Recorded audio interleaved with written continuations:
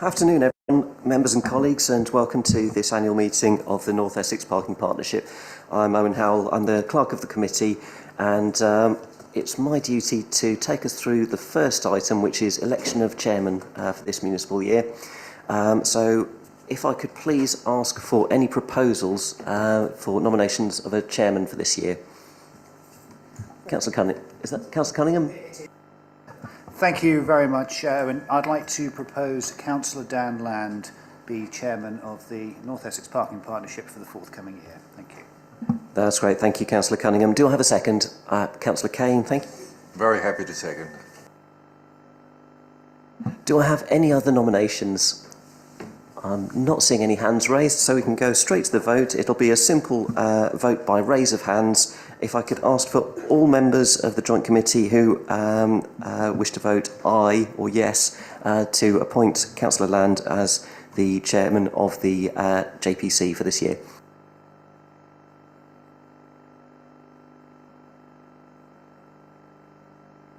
Thank you, members. I see 6 hands raised. 7 if that's if your hand is raised as well. And I take it. Do we have any votes against or any abstentions? No.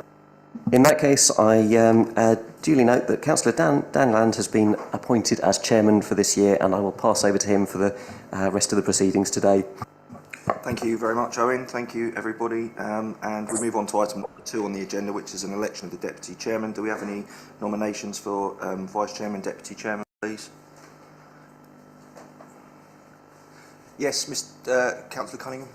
Thank you, Chair. Helps push the button. Thank you, Chairman. Could I propose Councillor Sam Kane be vice chairman, please? Yep, we certainly could. We just need a seconder for that, please.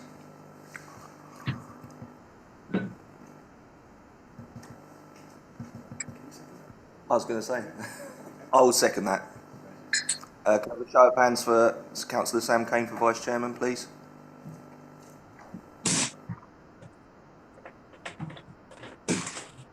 Against? Abstain? That's carried. Congratulations, Councillor Kane. We move duly on to item number 3, welcome and introductions. Down to me. There's a number of new faces here. It's great. We start here at Colchester and work our way around our wonderful county for the future further meetings. I just look to have encouraging and a healthy debate at these meetings, and we will all work for the good of the people of Essex. Apologies and substitutions, please. I have Chairman. Thank you, Owen. We move then steadily on to item number 5, which is declarations of interest. May I ask if there are any, please? Thank you very much. I'm not seeing any declarations. We move then on to have your say, and at this point I'll allow Owen just to take us through that, please. Thank you, Mr. Chairman. We have one member of the public who indicated that he may wish to have his say. He's joined us on Zoom. It's Mr. Palmer. So if we could take it over to him to see if he'd like to have his say on the item in question. Good afternoon, Mr. Palmer. Good afternoon, Chairman. Good afternoon, everyone. My request to speak at this meeting was purely a case of a defensive move, given the what took place in the last meeting with regards comments from another member of the public, which I was not comfortable with. However, if that member of the public is not taking part today, then I'm happy to let you carry on with your normal business, because there's nothing really to add given my conversation with Owen. The matter is really at a close. Thank you, Mr. Palmer. I'm very aware of the situation and conversation you're referring to, and that's absolutely fine. Thank you for taking the time to at least drop in to tell us that. Thank you very much. Thanks very much for the opportunity. We then move on to item number 8. This is certainly going as quicker than I thought it might. This is urgent items, and I would just like to raise one, if that's okay, just for comment back, if possible. Sorry, Mr. Chairman, we still have to approve the minutes for item 7. Sorry, my humble apologies. I've skipped an item. So number 7, I do apologise, is to approve the minutes from the last meeting in March as a correct record. Now, I'll ask the question, if those people in the room weren't here, are they able to vote? Yes, they are, Mr. Chairman. Thank you very much. I'm sure everyone knew that except me. So could I ask for a proposer then, please, for those minutes, or if there is any alterations or amendments, then please do speak. Proposer, please. Councillor Kane, thank you. A seconder, please. Happy to propose. Seconder for those. I know it's tricky. I will second them. Thank you very much. All those in favour? I think yes, that seems to be a fair show of hands, so we'll approve those minutes. Thank you for those, Owen. Urgent items number 8. I come back to urgent items number 8, and I have received an email correspondence from Councillor Googly Elmy, who is from Tendring, and I will just pose the question to you, Richard, if that's okay. There is a current scheme that has been put in over at Lawford, and the question being asked is, can there be an additional inclusion of Florence Gardens to the scheme? There is already a scheme, and this is just an extension of that scheme, so I just need the official line on that, please. Thank you very much. I'm aware of Councillor Guglielmi's email. This is to do with an extension to an existing scheme. I think the scheme that was advertised was changed the timings of some yellow lines from one time to another. It wasn't a new scheme, and the additional road in question I don't think is highway either, so we need the landowner's approval prior to setting out that. But if you want to bring that as another scheme, that'll be absolutely fine. We'll consider those with the rest, yes. Thank you very much, Richard. That just clarifies that point. I know Carlo will be very keen to hear of an update later on. We move then on to... No, sorry, are there any other urgent items that anyone would like to raise? No, I'm not seeing any urgent items. Thank you very much. We then definitely move on to everybody's favourite item, which is number 9 on the agenda, which is the financial report being presented to us by Richard, and we'll have already seen some quite detailed analysis of that during the presentation. So over to you, Richard. Thanks very much. Just for the benefit of those watching online, we had a pre-meeting this morning where I went into a bit more detail about what's going on with the data and behind the data in terms of the finances. It's maybe not quite as it seems what's gone on. We find ourselves in a deficit position for the first time for about 10 years, which is really unusual. But in the main, I think most of that is due to deployment, and that is due to not being able to recruit. So there's quite a bit of attrition, probably from about this time last year and through the summer. And towards the tail end of last financial year, we were recruiting again. It takes a little while to train people up. But I'm very happy to report that the deployment issue seems to have resolved itself, and particularly in terms of penalty charge income, supporting the service, not making a surplus in itself. This is more about supporting itself, is more back on track than it was at any time before. Just turning to the report, on the face of it, if you look at my salary budget, it seems like we've done a really, really good job, because it's pretty much turned out in the year-end figures as spot on the budget. The trouble is, as I just mentioned, we weren't able to deploy as many people because we didn't have as many employed. Normally when that happens, I would be able to use some of that transitional vacancy saving to move across to fill the gap that I'd had in income, and the thing would be self-supporting. The problem with that, as I've alluded in the background paper, is that we've had 2 or 3 pay increases during the year, and that's gone to completely wipe out any benefit that we would normally have had of being able to use that saving to backfill the lack of income. So that's where the majority of that, and there are 1 or 2 other one-off items which have caused a temporary issue in the previous financial year as well. That having been said, of course, we ended up with a financial outturn of around about £500,000 in deficit.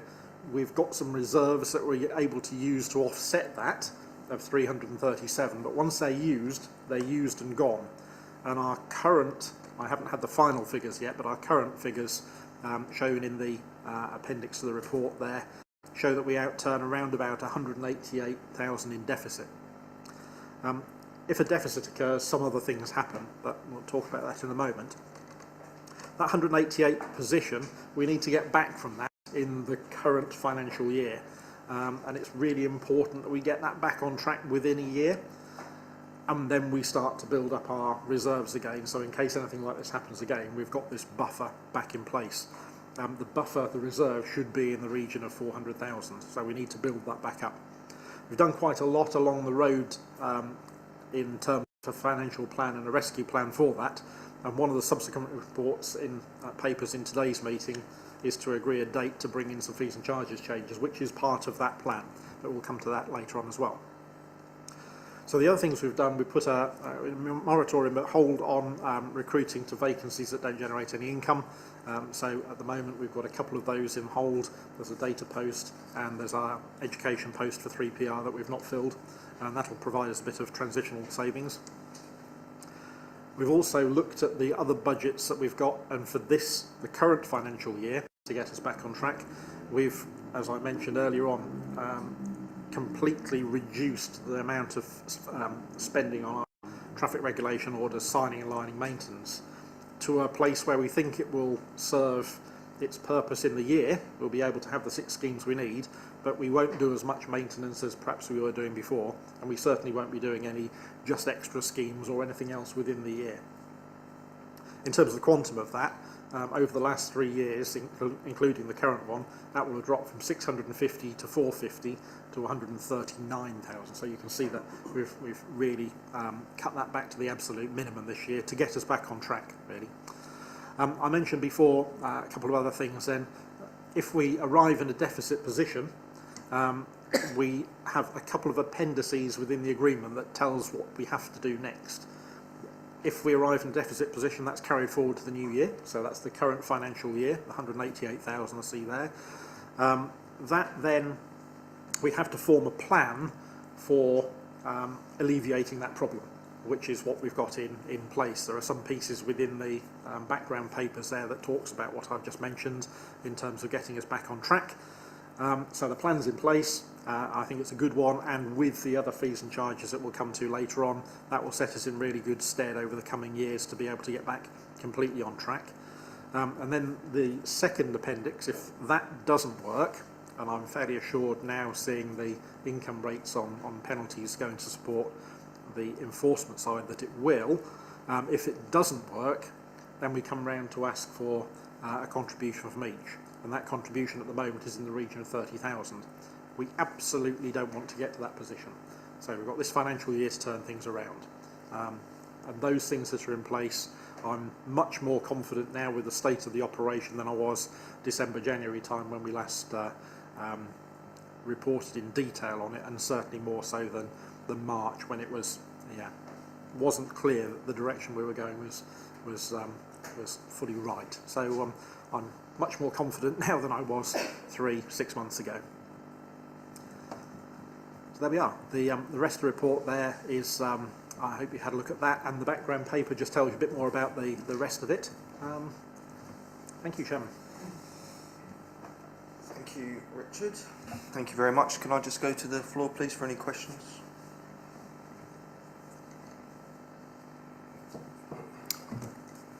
Councillor Hargreaves, please. Thank you. In the previous minutes, it was recorded that a councillor had asked why a proper set of accounts hadn't been produced, as in revenue, expenditure and balance sheet, I assume. And there's no answer in the minutes as to why that wasn't done. That would therefore imply that this request was sometime previously, possibly now 6 or 9 months ago. Could I ask that firstly, that proper accounts be produced? I know they were produced up until about 2015. SEPP produces a much more detailed set of figures than NEPP produces, but they don't still do the full balance sheet. And for example, NEPP presumably owns vehicles. We don't see any of that on any of these figures. We just see the sort of PowerPointy type stuff, not a whole set of. So I should explain my chartered accountant. I'm happy to look at a lot of black and white, boring stuff. That's fine. So could that please be done, particularly when we're looking at the possibility that we participating councils might have to put some cash into this.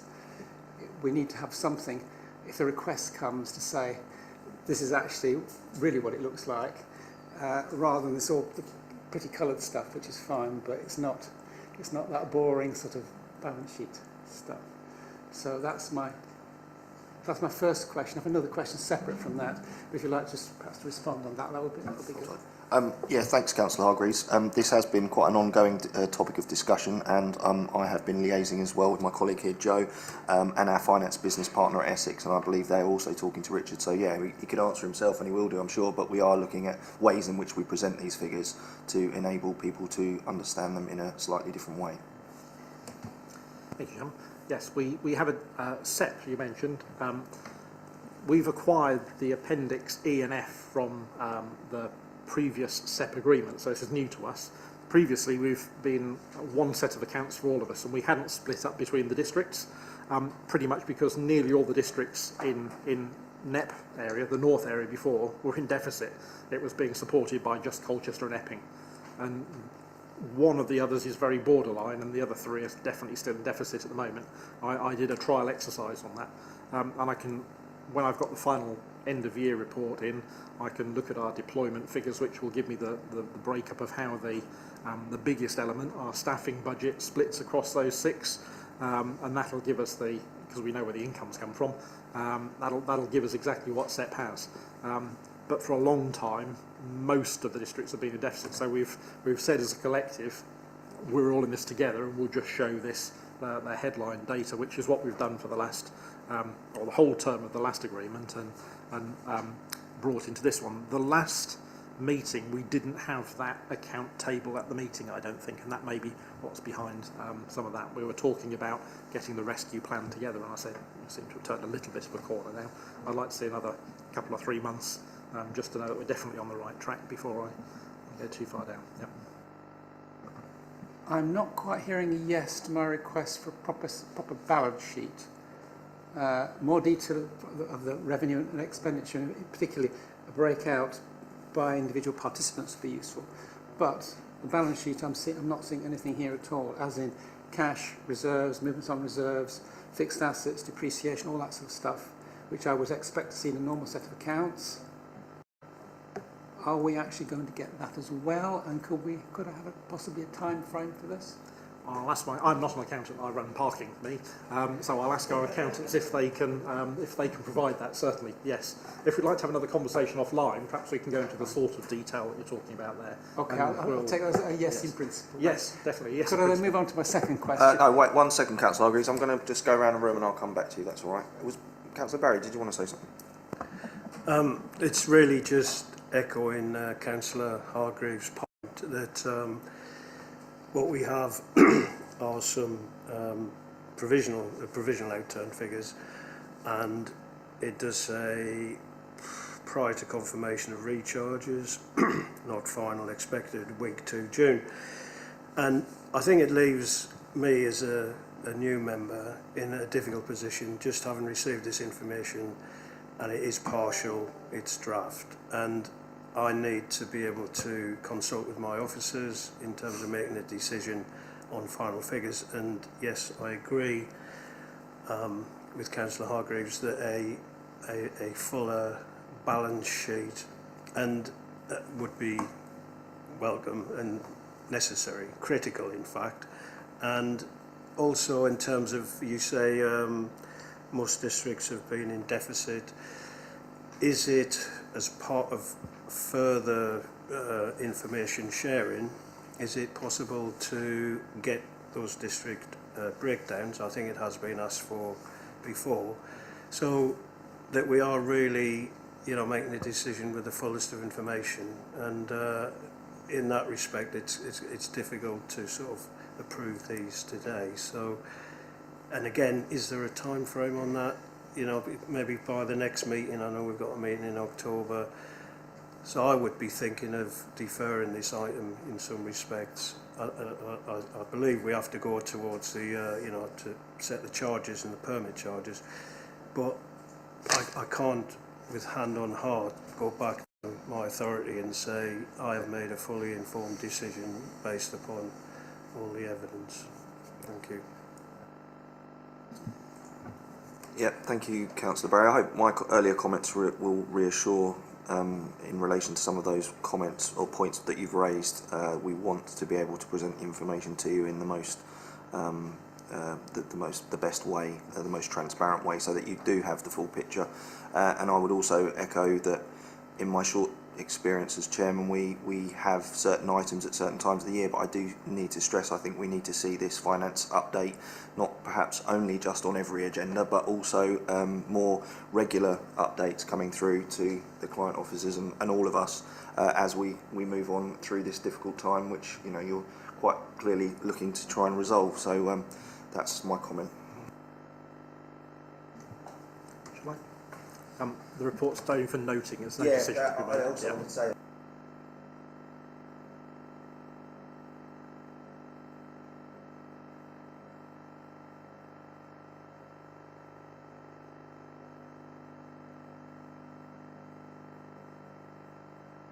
Yes, it's sort of related. Sorry, I was trying to carry on when other comment was needed. It's actually related. On the contract agreement, it says that we should have the £400,000 deficit protection reserve. And then as a sentence further on in the same paragraph, it then says that NEPP must take action to set that. So it could ask that that wording actually be looked at, because you don't have in one paragraph something that should, which is sort of voluntary, something you wouldn't normally put in a contract, with a must next to it. So I think that wording needs to be looked at. It effectively says at this point you should be stopping doing. Did I hear that new TROs actually were being stopped? Because that's what it says on the ruling here about the splitting of the part 2s and part 3s. But that, please, I think needs to be looked at. You could actually read it that if this carries on, the deficit carries on, and the money request goes out, that local authorities or participating authorities could be required to put in for the £400,000 as well. Now, I heard from the 30,000 that that's not the case. That also needs to be, I think, clear. So I think that contract wording needs to be looked at. So that's and just coming on from that, I think we would need confirmation whether this £30,000 is something that we should be passing to our Section 151 officers, saying, as at 31st of March this year, that's a figure you need to provide. So that will be guidance we would need from you guys as to whether that really is something we should be doing now, or we just note it in our accounts as something that could, as in our own accounts, as something that we would have to do for the future. So it's a bit of a two-parter there. I don't think the new agreement ever foresaw any deficits happening at all. And it's a bit of a combination, as I said, that Appendix E and Appendix F came from different places, and they don't entirely... there's a bit of conflict between the two of them in the way that I read them, and it's not really clear which you should do first. So we do need to look at that again. I agree with you, and in the situation we're in, it's something that's surfaced, isn't it? Come to the other point. Yes, I think we need to flag that this is an issue, but the Appendix E, which we're working on, says we must have a plan to rescue ourselves out of this. And it's how far through the year do we go before we're assured of that plan working? Should we be flagging up now to say there's a risk that next year we might be asked for a contribution? Or do we wait till October and see how it's gone, by which time, well, it's not too late then, is it? We're just about budget setting time then. Maybe another 3 months until we say for sure, yes, it's good, or no, it's bad still. It was definitely very bad in December, January. I'm more assured that we've turned a bit of a corner now, but it's a big question to resolve. A big ask, as they would say on the media now, that it's £500,000 to turn around. Thank you, Richard. Any other questions, please?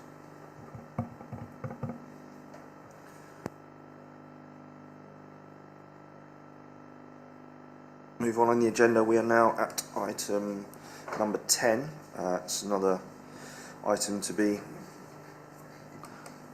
taken up by yourself, Richard, please. This is permit fees and charges 2023-24. At the last meeting, we agreed certain elements upon which we agreed to put the charges up, but one thing that came out of that meeting is we hadn't been clear on our voting process, or during our voting process, on when it would be implemented. So today you're being asked to implement these charges with immediate effect. But first of all, I'll hand to Richard.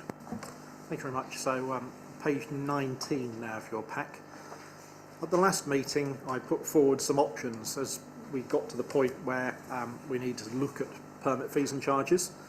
As I mentioned earlier on, there had been quite a long time where we've not amended the majority of permit fees. We'd looked at second permits, I think, and that's about it. And prior to that, I think it was about 2017 before we'd really had a plan for any of this. So we put a plan together which included an inflationary increase for the first year and then 3 subsequent years where we were to harmonise again the permit fees. And at the last meeting that was decided, so we don't need to talk about that again. The plan was decided. What we need to do now is to decide when to implement that. So the one decision on the paper is whether to decide to implement these new fees and charges with immediate effect. Thank you. Thank you, Richard. I'll put it open to discussion. Any questions or comments, please? Yes, Councillor Barry. Thank you. Just looking at the figures, could you sort of give an idea how much would be raised by the immediate implementation of these charges, please? Well, it's different in different years because in this year we'd be talking about part of the year. If we had the decision today, we'd have to wait for the call-in process after the minutes have been published. So there's probably about 10 days in that. Am I correct? Something like that? 5 days, 3 days to publish? Some time to... Yes, the calling process itself lasts 3 days, but it takes a bit of time to get it together, get the draft minutes together, out to officers for their chance to amend it, and then to county to publish. Thank you. So there's a short time to publish the minutes. The calling process follows that. Then we have to advertise the changes. So we've done some pre-work on this, as you can imagine. So we're nearly ready to go with that, given the call-in. And if no call-in is received, we'll go to advertise as soon as we possibly can. That'll be under a notice of variation type advertising, which has to be live and current for 3 weeks. That's 21 days out. Local newspaper and notices in the area. There's no objection period to that because we're changing a price under the notice of variation. So that's pretty much a month until we can implement the new fees and charges, which is why it's part year. So we're looking at the end of July, pretty much, aren't we, before we start this. So I've suggested in a part year, there's a table on page 21 there, year on year. In the part year, we should it should yield 276,000. But in a full year, so once those have gone up the next financial year, that change will yield in a full year 367. And then subsequent years 367, 367, 367 for that change. But of course in the subsequent years we've also said we're going to harmonise the prices for the 3 following years as well. So there's an extra amount each for each of those following years. So in the first year it'll be 276, in the second year it'll be 815, more than the baseline. The third year it'll be 1 million more than the baseline, and the fourth year it'll be 1.3 more than the baseline.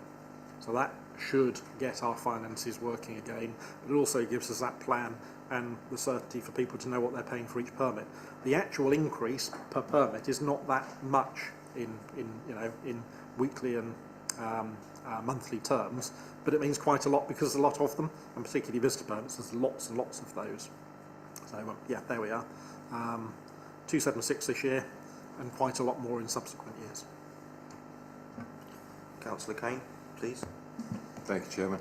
Just a bit of clarity, really. The recommended decision is to vote for this with immediate effect. However, when it goes out for to be publicised and for consultancy, it's going to require a date. What date are we putting on the document? Yes. So to vote for doing it with immediate effect implements, I suppose we should have a delegation in there to me to make it happen at whatever time it needs to happen and as soon as possible after it's been decided. But the decision here is to change the fees and charges. Any other comments before we go to the vote?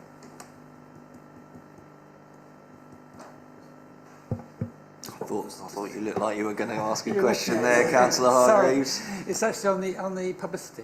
Comment about it going into the papers. We have an issue that papers don't physically, by and large, exist in our area anymore. They're on their website, copies of what a paper would look like. I wonder whether there is actually any policy on this. We do actually have one particular paper that's the north end of Uttlesford, which is physically distributed. But other ones, which by and large they dump a few copies around, but they're really not distributed. Are we spending money paying for an advert that really doesn't happen? It's no different to putting it on a website. And perhaps you could also consider it in our area, certainly, putting the adverts, if that goes out, in the paper that does publish, rather than the paper that doesn't publish. So it's, again, I get a two-parter, I'm sorry. Yes. This morning I showed you a screen which had a load of regulations on it. We have some procedure regulations that tell us how we make regulations for this. And those stipulate that we have to publicise this in a newspaper circulating in the area. So that could be the Essex County Standard, because that's circulating in the area. So that's probably what it would be in this case. And it has to go with the public notices in a newspaper circulating in the area for 21 days, and coincident with that, notices on the street. And that's what the regulations tell us we have to do. We'd rather not publish in the newspaper, because that's probably not what people get their media from, a physical paper anymore. So this perhaps should be another lobbying of government that the circulated in is not actually happening. Yes, there's a bit of history to that as well, which I can go into if we've got time. There was a consultation about 5 or 6 years ago now, where the government asked for information about whether local authorities thought this was a good thing or not. And you can imagine what the local authorities said. We've just rehearsed that. But the government didn't publish its results from that consultation at all. Instead, it chose to go down a different route, looking at traffic regulation orders becoming digital, considered an alpha project for that, looked at that, considered a different alpha project for that. So it's gone down a completely different route. But I think the sum of all this will eventually be, there's quite a large lobbying body for the newspaper and the media print people as well.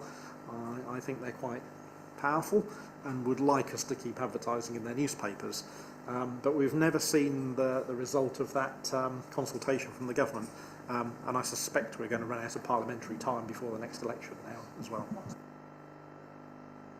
Right then, are there any further comments?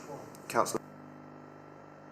Just in terms of, again, of information, when this is, if it is implemented through due process, as somebody, again, who's new to these meetings, is there a quarterly report about the take-up of the permits? Because I am, you know, in tendering, I think a lot of the permits are in areas where people are not that well off in some respects, and I'm just wondering if people will be looking at alternatives to avoid paying the extra charges, and have you built in anything in terms of your forecasts to potentially reflect a drop in permit take-up rather than just maintaining current levels? And yes, we've looked at the whole thing in the round. The other thing is there's a policy, a national policy, that people can ask to have their restrictions taken out if they want to do, and you know, there we are. They could do that if they wanted to. People in an area could say we don't want this anymore. They're in for a reason, and the reason is to give preferred parking to residents. So I consider that very carefully if that was the road that people wanted to go down. There's very few other options because there's too many cars, you know, and that's why we've got down this route of just restricting everything. There's just too many cars. We're almost at peak car, I suspect, at the moment, before you know, different things start to come to play, climate crisis and all the rest of it, and the number of cars on the road will be driven down. Yeah, I don't really see any alternative. That some authorities are looking to go to environmental type charging now as well, where certain prices are even, you know, elevated at different rates. Yeah, I don't know what the future holds beyond the next 2, 3, 5 years, but you know, I think we're at peak car now, and there's not very much chance to do anything different at the moment. We just didn't answer the question about will we be getting an update Yes, in yes, future meetings? About Yes, we have. There's two things on that. We've started a new selection of meetings with our client officers, so we're meeting with them much more regularly now. My colleagues and I meet more regularly than we ever did before, and that's one of the things that we have on there.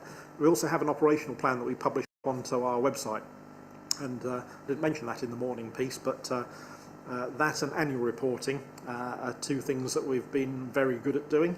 We're up for an award soon for doing that, and we've won awards previously for the amount of reporting that we do, sort of over and above what everybody else tends to.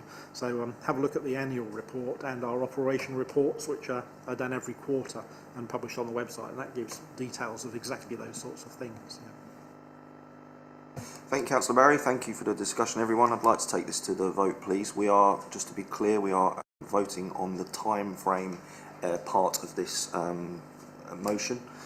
We agreed to increase the charges at the last meeting. That was voted forward. This is just to agree that, as you've heard, an implementation strategy around time, which we will put in the hands of Richard in order for him to facilitate all of the various things that need to be done in order for this to start to happen. So that is what we're voting on. So effectively we're voting to ask Richard to move this forward with immediate effect, with all the various bits and pieces that come with it. So could I have a show of hands, please, for those that are in favour of that?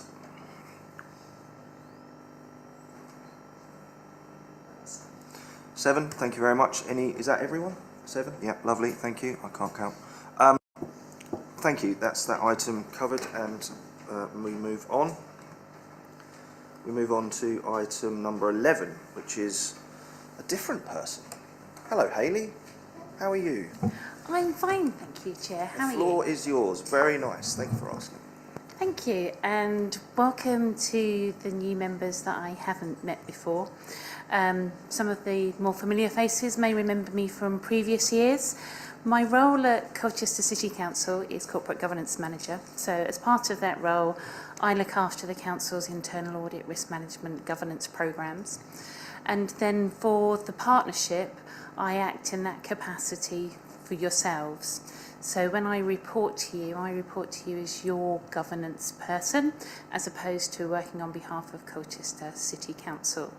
So I come and report to you once a year, and I talk to you about the really highly exciting subjects of risk management and internal audit and corporate governance and all of those things. And I talk to you about some of the risks and things that you face. So I've got a couple of reports for you this time round. The first one is the annual governance review and the internal audit results for the year of 22-23. Now, as a small committee with the turnover that you have, there is no formal requirement to produce an annual governance statement. You might be aware of governance statements in your own organisation. So in your own councils, you have to produce what's known as the annual governance statement, which is a review of the organisation and the rules and procedures that govern them during the year and any issues that have occurred. As I say, as a partnership of your size, you don't have to produce one. So we don't produce a formal written statement in the same way that you might be used to seeing.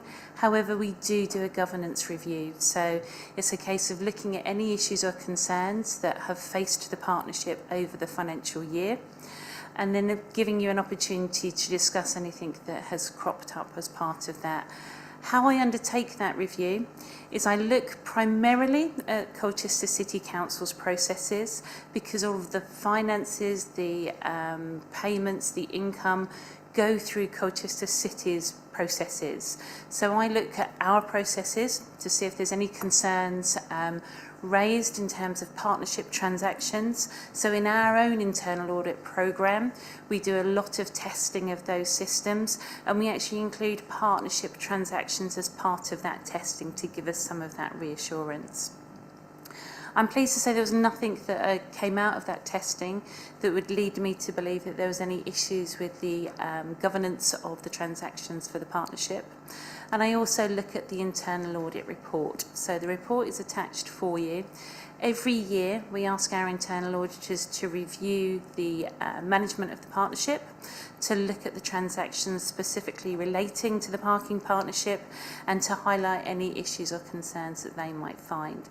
Now, those internal audits are shareable obviously with your own organisations, and the report itself is shareable, so it may be that your auditors or your governance committee ask you for that reassurance in the future. You're quite welcome to provide this report to them, or you can ask me to send it on to them. And I know our own governance and audit committee this year have asked to see this report once it's been agreed by yourselves, to give them the reassurance that Colchester's element is properly managed. So I won't go through the internal audit report in great detail, but I will just highlight that there were 3 recommendations that were made. They relate to items that I think you're probably already aware about, so updating of the policies on the website, etc., and republishing those and reviewing those. Talking about forecasting of the budget deficit, which obviously you've just had that conversation as part of the financial monitoring, and the monthly updating of the PCN reconciliation. So our internal auditors didn't find any areas of extreme concern with how the partnership is run, and on that basis they've produced a report that gives a reasonable assurance of audit rating. Now, reasonable assurance is a good rating, so it's not something that is just adequate and okay. It means it's operating correctly. There are some minor issues that need to be looked at and taken forward. So with the governance review and the internal audit, obviously I have a conversation with the management of the parking partnership, and I talked to the senior managers about any issues or concerns, and nothing in particular was raised. And I would just like to say, during the year, as members of this committee and of the partnership, if you have concerns from a governance point of view, you are always able to contact me directly. You don't have to go through Richard to do that. If there's anything that you feel is pressing, then you can contact me, as I say. And really, it's whether you have any questions that you'd like me to answer. Thanks, Hayley. Any questions for Hayley?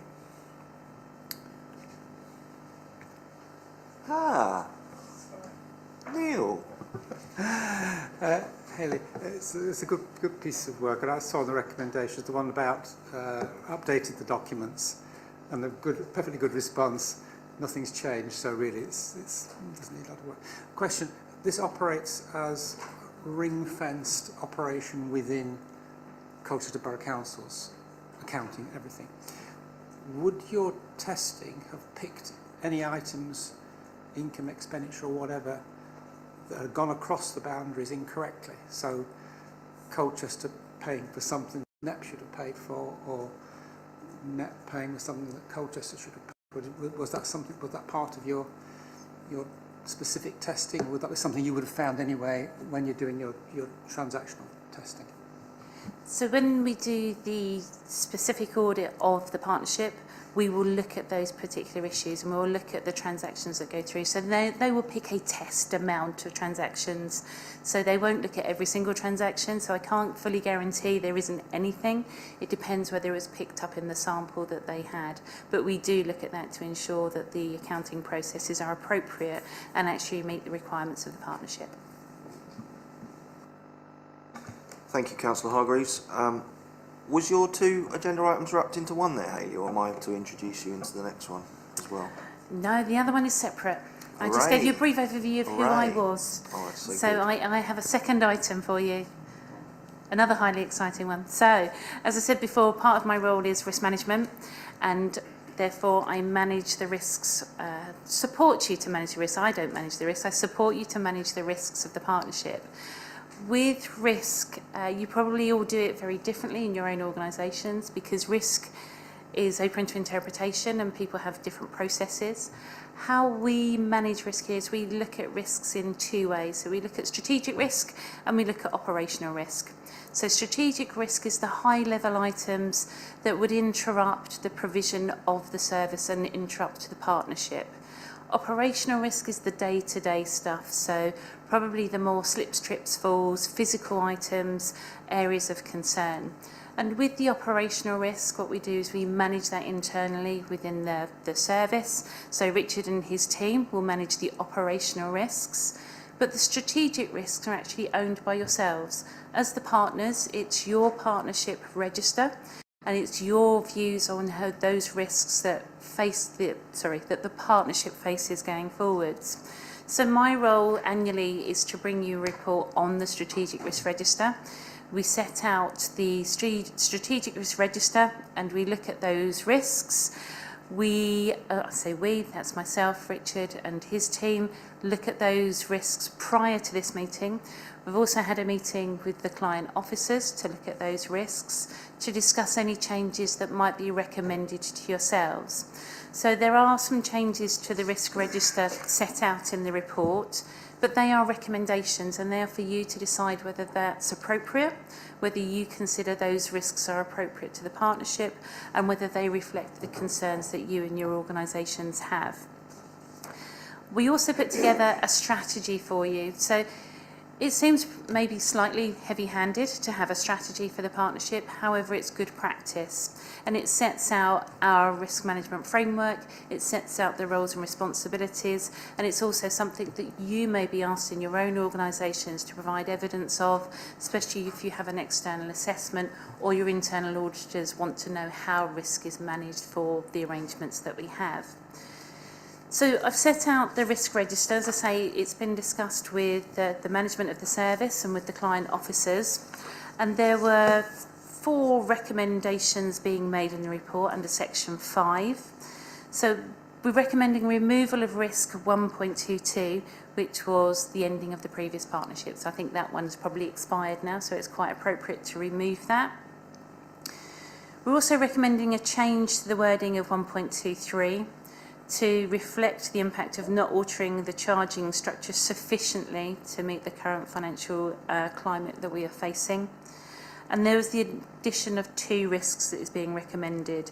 So one is about future salary increases. It was felt that because of the impacts of those, it would be deemed appropriate to have that as an individual risk on its own.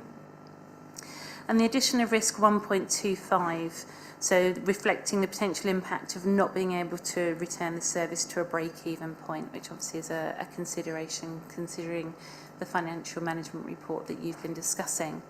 So for you, the option is to discuss those risks, to challenge any of those or to challenge any of those on the risk register, and to make recommendations of how the risk register should be changed to be formed for the new risk register for the current financial year. Councillor Hargreaves.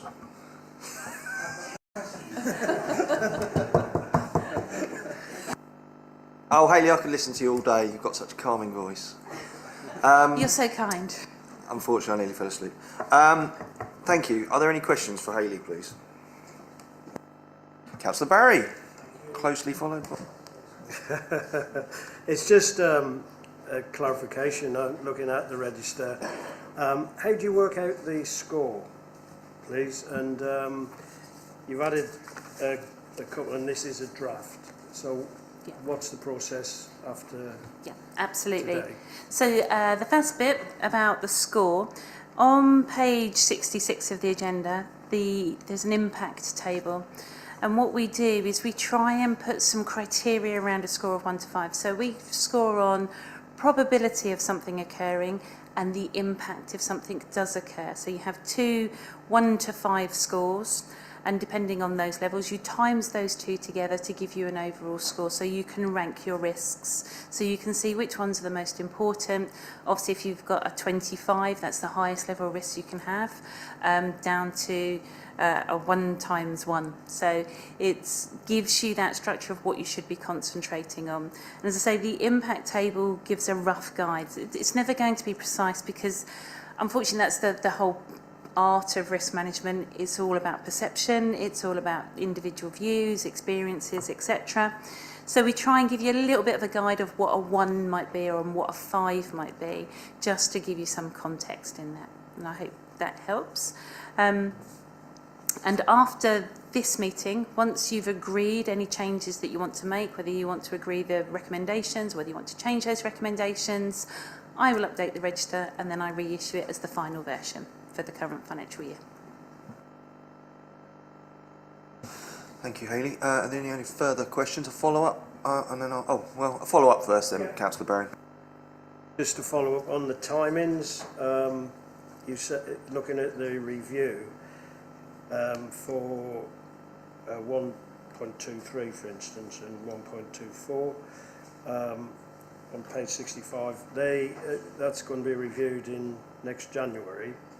I mean, from the discussion we've had today, it's clear that there are some pretty imminent and critical financial issues to be addressed. Can we not bring that forward? I mean, I'm thinking about the next meeting. I've asked for some information, but also it does seem a bit delayed to put that off to January 2024. I don't know what you think about that. Absolutely. It's your decision about how often you want to review your risks.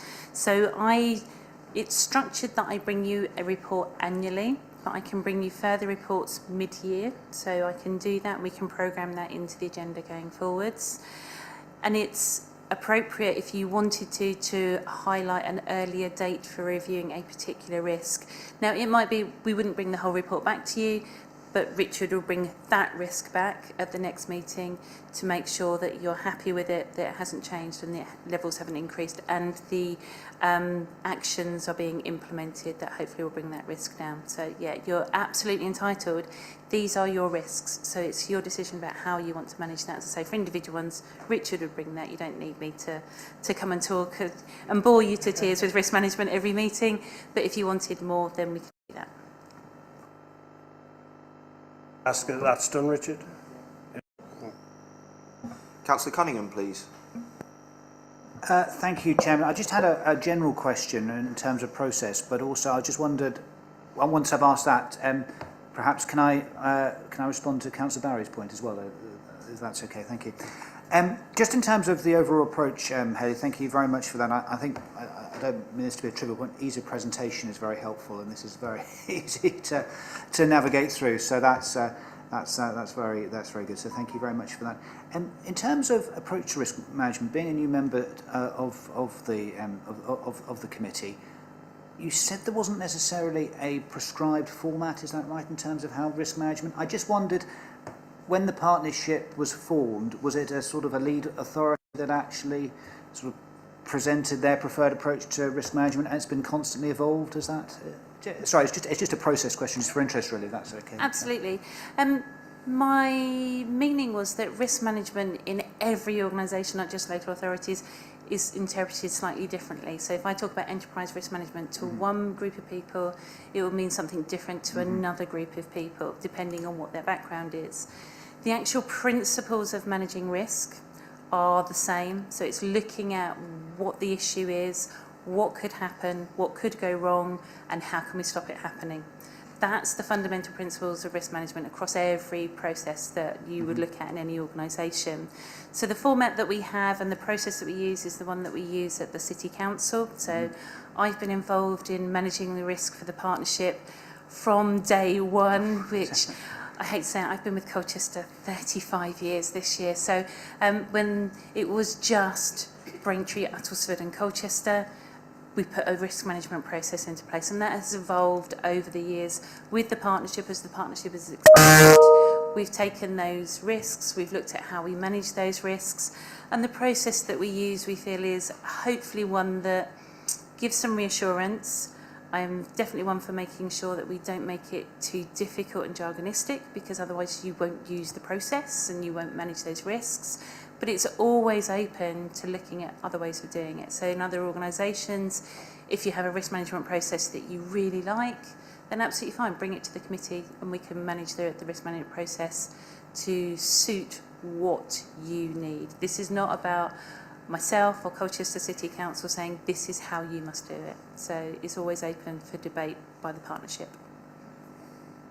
Thank you very much for that, Haley. No, that's a very useful. If I may, Chairman, through you, just come back on the point Councillor Barry made, and I totally appreciate where he's coming from in terms of should we be reviewing this early. I just wanted to make the counterpoint that actually, bearing in mind the budget process, which I'm sure we'll all be starting to think of probably very soon after the logical summer break, And the fact that financial settlements tend to become later with every year that comes past, whilst it seems a long way off, is January actually quite a good time to review these things against the backdrop of what would hopefully be a clearer budget picture across local government? I just offered that point. Thank you. Thank you, Councillor Cunningham. I think we've noted that. Are there any other questions? Right, I would just then, Julie, like to go back a step and just say that in relation to Hayley's first presentation around the annual governance review and internal audit, there was just some the committee really is requested to note the annual governance review of the North Essex Parking Partnership and to review and comment on the attached internal audit report for the North Essex Parking Partnership. So I think we can agree that we've done that. And then in relation to the second item, the risk management, which we've had some healthy discussion on, the recommendations there are to agree the risk management strategy and to agree the strategic risk register, subject to any requested amendments. So I would propose, unless you've got any amendments, shout them out now. We'd move to the vote on that. So that I'll take them on block if that's okay. So. Could I just clarify, Mr. Chairman? So I've noted down that there's the request to move forward the review of, was it 1.24, 1.25 from January to October, and then we had the comment from Councillor Cunningham, who asked whether or not it would make more sense to be in January. I just wanted to get clarification from the committee. Do we want to have that proposed to move that review date to October from January? I don't know. Yeah. It was 1.23 and 1.24. Yeah. Yeah. I mean, I would like to propose that because we haven't got a final set of accounts. We have asked for more clarity, and I think having all that information at the next meeting is quite critical in terms of looking ahead. And to delay, I know it may fit in with a sort of, you know, the general scheme of things. And if we were in a normal position, then I would be fine with that, but we're not. And I think we need to really scrutinise this with a lot of detail, and the sooner the better. So I would be asking for that if I can. Yeah, I mean, I'm quite happy to endorse what you're saying. Councillor Kane? I was just wondering, we've already discussed the need for a regular budget update on how progress is going. Perhaps we could just tack the risk assessment onto that regular budget item. Yep, I think I'm hearing this. It's just whether Owen is interpreting it in the way in which it's being said, which I'm sure he is. I think that's a very good idea as well. And I think, as I said earlier, I can't stress enough, I think the key focal point of this committee has got to be to keep a very robust and strenuous eye on these finances and what is being done to overcome this situation, to avoid any consequential expense to the districts, which is clearly what we're all here to try and avoid. So are you sort of okay with that, Richard? I think, are you okay with that, Owen? Right, so can I just go to the vote then to agree on those policies? I think that was the last agenda item we had. Yep. You okay with that? Yes, so item 12. Item 12. Yep. Can we go to the vote on that? Are we happy to agree those? And we're agreeing to change the date, that's including invoices. Yes. Thank you. I think that's everybody. Thank you very much, everybody. I think we can move on now. This is the lengthy item on the agenda, which Richard always likes to tell us all about. Richard? Obstructed parking. Those of you who've been in the committee for a while, it'll be a very short update. There is no update. We heard from the Department of Transport at the recent Parkex. We have an annual gathering in Birmingham, and with all the local authorities, 60 or so in the room, 63 or 66 I think I count in the room, we can attract big names such as the Department of Transport along. We asked them along, and they said they'd made no progress. I think there's a couple of difficulties. One is in separating out as I said earlier on, the carriageway obstruction from footway obstruction in order to give us one or both, and then what to do with it after that. They've got 250,000 separate lines of comments to deal with, but they promised us at some point they'll get us the reaction to the consultation they carried out. I suspect we've run out of parliamentary time in this this administration. Any questions? We all suffer from it, don't we? Obstructive parking. I think we can then move on to our final item of the day, and that is going to be brought to us by Mr. Howell. Thank you, Mr. Chairman. I think members will be glad to hear that I've only got one item on there to go into. I'll take the report and the schedule as read. I'm happy to take any questions on individual items and timings, but I did want to draw members' attention to 4.1, which deals with the start time for meetings. Now, as I say, we have habitually had our joint committee meetings at 1 p.m.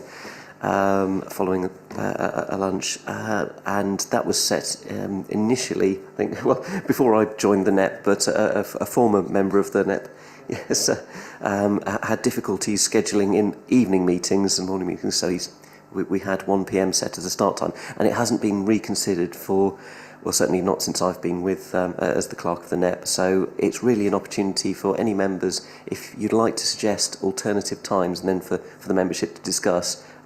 We can then see what we can do to make that happen. That sounds a fairly straightforward item. Would anyone like to change the time of the meeting to an evening meeting? Show of hands.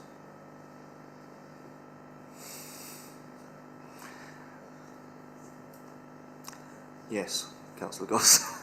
I did know this was in relation to yourself. Yes, so I work full time.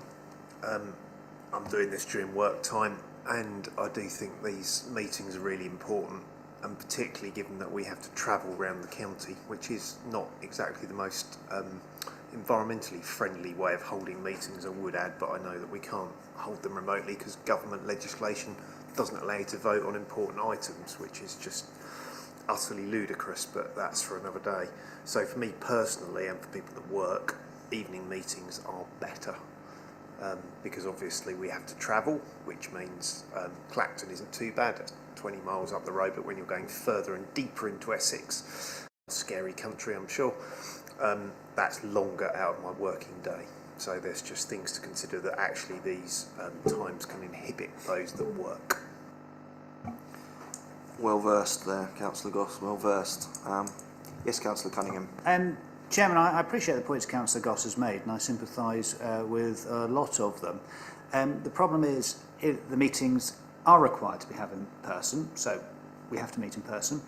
I don't envy anyone trying to get into this city for a 6 o'clock meeting. I don't envy anyone trying to get into Braintree at 5 o'clock or 6 o'clock through the A120, similar to Clacton and probably similar to Epping as well. Actually, for ease of speed of transport, the middle of the day isn't really too bad. And again, it means we're on the road again before the rush hour in the evening starts. So I just offer that alternative as well. Thank you, Councillor Cunningham. Having broached the subject in the initial question, I didn't feel that there was a huge demand for the meeting times to change. So at this point, we'll have to take your points on board. Councillor Goss. Owen, is that everything? Pretty much, Mr. Chairman. As long as we can get a show of hands to approve the forward plan for this year. Oh yes, apologies. Yeah, can we have a show of hands for that, please?